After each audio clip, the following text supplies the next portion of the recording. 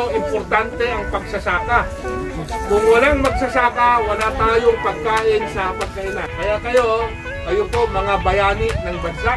Kaya dapat huwag nating iwanan ang pagsasaka. Ano? Oo, kasi ang pagsasaka maganda para sa ating ekonomiya. Sabi ni Presidente Duterte, saya si Presidente, ha?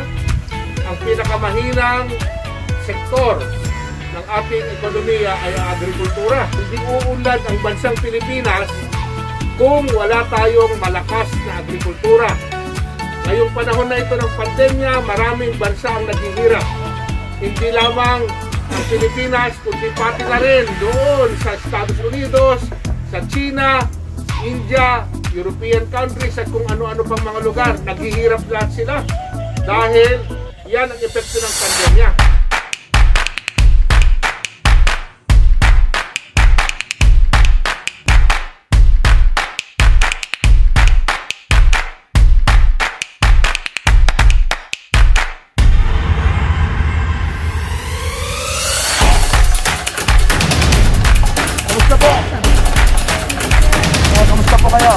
Dito ng programa natin ay ibinibigay na po namin itong sasakyan na ito para sa inyo, para po magamit ninyo at para po makatulong sa mga magsasaka natin.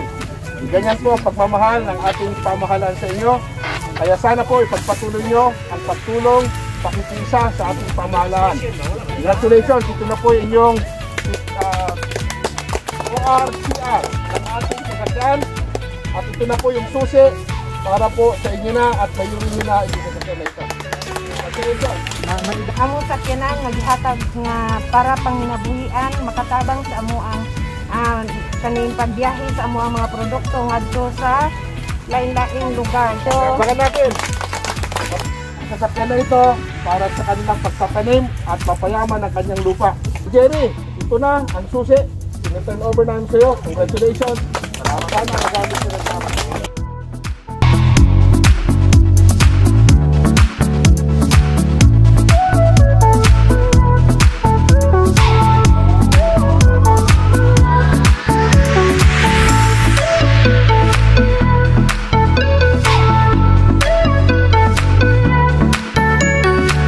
Kami po ay nandito para ipahayag sa inyo at sabihin sa inyo na mahal kayo ng ating pamahalaan at gusto namin tulungan kayo sa lahat ng inyong mga suliranin. Mayor, congratulations. Please take charge.